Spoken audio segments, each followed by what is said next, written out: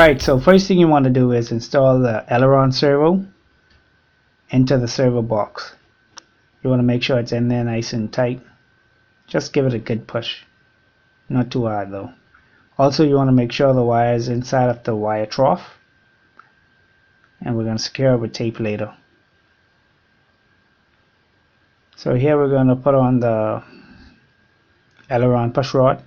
Just push it into the servo, and we don't have a ball link pliers, so what I did is use the old ball link screw from the other wing, and I just put them on because it was easier. Just tighten it down with a Phillips screwdriver, and you want to use pliers of some sort. I used the needle nose pliers to hold the back nut.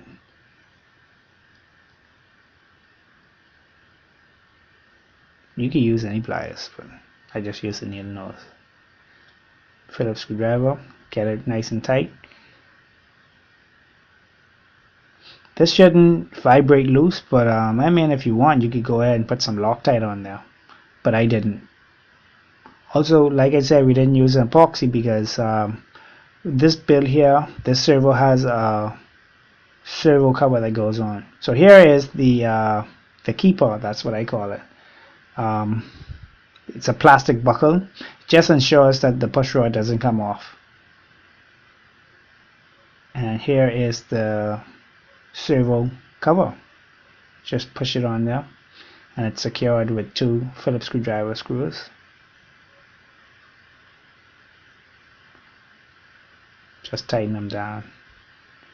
Remember, now you screw it into plastic, so you don't want to over tighten, but you don't want to tighten too little bit. That could cause problems. So here's one of the ball head screws that I took out, because the wing comes with it when you order the wing. Alright, and this one is the flap servo. We're going to push it in the servo box also. Make sure it's in there nice and tight. This one's giving me a bit of a problem, but I got it in. The wire goes into the trough. Same as before, as we did with the aileron servo. We connected the push rod, and now we're putting on the ball head screw. Very easy build, I must say. Didn't involve too much work, but you know, just enough to keep you busy, which is good. Here's the cover. This one's all white.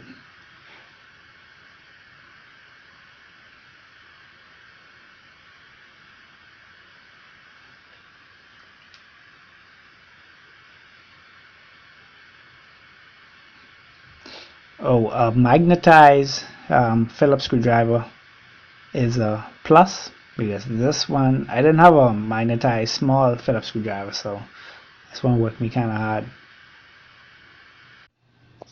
So here we're connecting the gear door B to the strut. Just goes on with 2 Phillips screwdrivers. And here we're going to test fit it. This is about 3:30 in the morning, 4 a.m. in the morning. So now we're going to connect, we're going to tighten down the connecting pin for the electric retract. Goes with 2 hex screws on either side. And now we're going to connect the electric retract to the landing gear mount, the main landing gear mount. And right there, there's a iron plate that goes on those same 2 first screws that I put in.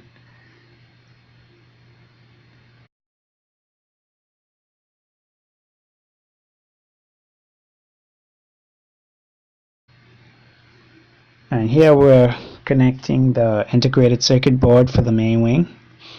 They have 2, one on either sides. And this here, my friends, is where the magnetic Phillips screwdriver comes into play. And my sanity. Like I said, guys, this is about around 3:30 in the morning, 4 a.m. in the morning.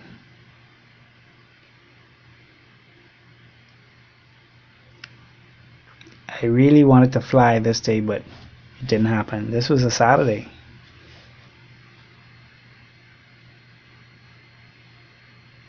But I did fly the next day, which was Sunday, and I have a video on that, so stay tuned for that one. This board controls everything from the lights to the electric retracts, the slot controllers, the flaps, the ailerons. You know, this does everything, and it sends all this information to another circuit board, to the main circuit board inside the fuselage. This is a complex aircraft, man. It's a blast to fly, and the thing with this, I think you really need to put a checklist with this. Or if you're gonna fly, you're probably really gonna need a telemetry radio, like a Spectrum. I fly with a Tactic 850. It's an 8-channel. It's a good radio, but I need something that's gonna call out whether I put down flaps or slots, so I could, you know, I don't have to look down at my remote and see what the hell I'm doing. So here's the slot controller. I found out a good way to put them in is to stand them up, put them in place, screw the slot connector onto the actual slot itself. It's one Phillips screwdriver screw, and it's 2 slot controllers on either wing. And what you gotta do is you want to put both in place and stand them up and screw them onto the slot itself first before you try and fasten them onto the wing, because it's a tight fit.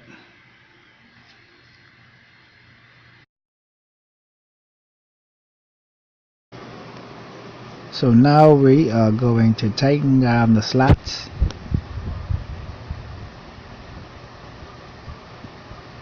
Go with 4 Phillips screwdriver screws.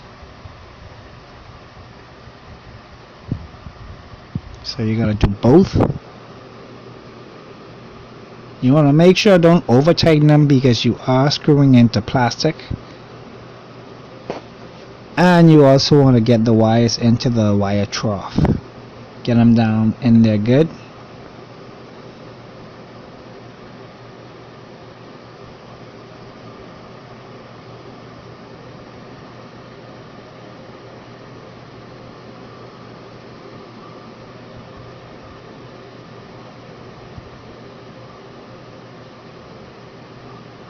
You want to always get all the wires nice and neat, so take your time and go through this part. So here we are going to fasten the slot controller cover, and I'm using 5-minute epoxy. You want to really get it mixed really good.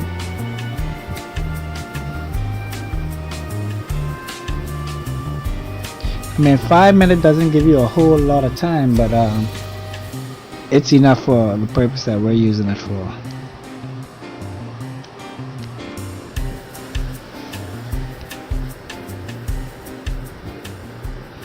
You don't want to use too much because you don't want overspill of it.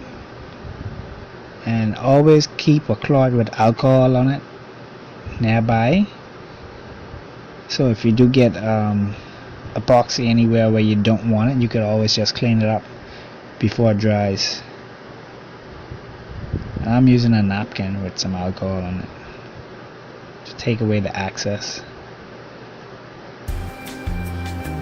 And here I'm mixing some more 5-minute epoxy to go over the slot cover that covers the slot and the wire trough.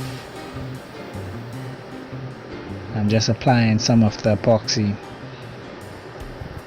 where the wire trough cover is going to go. It's all in one piece, so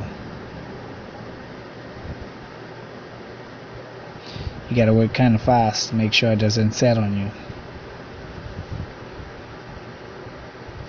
because this is like a one-shot deal. You don't want to have to peel it off, and that won't look good.